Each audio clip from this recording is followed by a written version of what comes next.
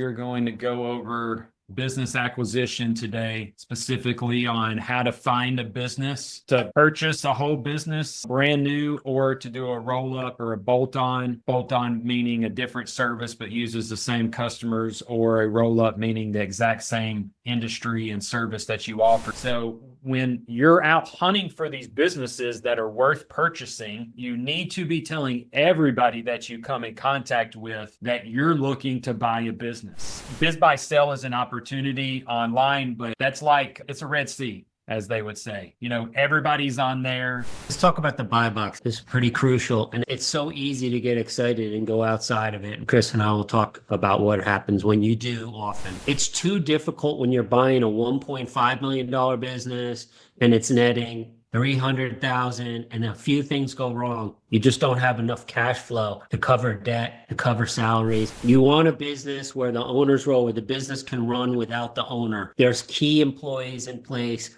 and they're going to stay. Reoccurring revenue, contracts, or repeat customers are preferred. I want to see the average revenue that customer generated over 3 years. Smaller deals, these can be tempting, especially if you're looking for a deal and you start getting frustrated because you're not finding those higher end ones. The exceptions are undervalued businesses, low price due to poor management, but strong fundamentals. You don't need to break focused and buy another business that's completely different. But being able to come in on this portion right here, it would behoove you to sit there and look at another business that's using the same customer base, but make sure you're in the buy box, or to sit there and purchase the exact same business model as yours and then acquire their staff, their customer base, and their equipment at a much discounted price. Your jockey on the horse is going to be the key factor anytime you're buying a business that's not something where you're just absorbing it into your current business, because that's the person that's there on the day-to-day that's pushing it, driving it, and trying to make sure that it is profitable and keeps growing. Let's talk about underwriting. 2 options. When you're giving offers, 2 options is good, never more than 3. You should always have 1 cash offer. You don't want to pay over a 3X. It's going to be very rare where you pay over a 3X on something. If you're paying over a 3X, it's a really strong business, really nice profit. I always look at every investment as the higher the risk, the less I pay, the less risk, the more I pay, because this is exactly how the banks do their models when they're loaning money out. Here's what most people forget. There is 1,000 ways to structure a deal. And the deal is made in the structuring, not necessarily the price.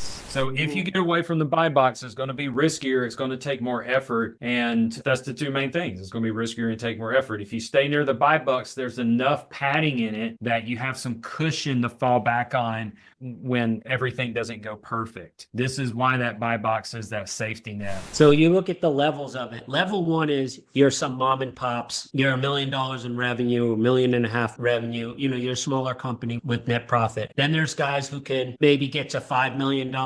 They can get to $1 million in EBITDA. That's the next level. Then there's guys who get to $1.5, $2 million in EBITDA, but they did it by buying one of those first 2 versions. And then private equities on the other end, that's all they do. They're getting a monster company that might be doing $100 million in revenue, and then they're grabbing all these other companies that do 10 million, 17 million, 14 million, and that's how they're trying to build up a $1 billion thing. That's 4 out of 17, right? So 13 out of 17 did it the way where they did acquisitions. That's the fastest way. It's the easiest way. I think it's the safest way. I'm not as worried about the margins. I mean, you definitely want to pay attention to the margins, but if it's got enough cash flow, if it's got enough profit, EBITDA there, then I'm not as worried about the margins. But when I'm looking at my P&L, I'm trying to determine why their margins are so thin. I just closed on my business a few months ago, but already an opportunity has kind of presented itself. I told you I do kitchen equipment, service, all that stuff, but it's the fire suppression for all those kitchen hoods. And there's a guy in my market, I think he's kind of hates managing the business side.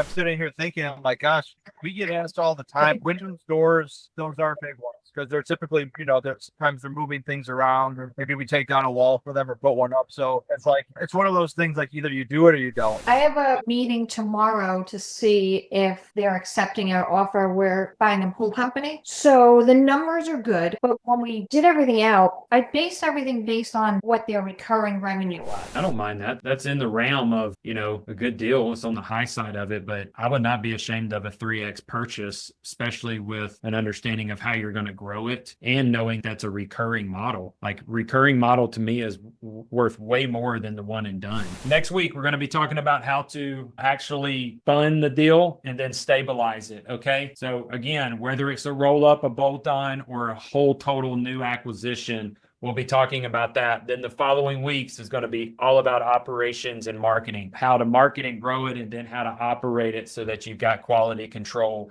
and you don't go gray headed or bald headed from all of the stress that operations can bring you. So if you got questions, pop it inside of the school. Appreciate y'all tuning in today. And I'm looking forward to hearing y'all's success this year. Y'all have a good one.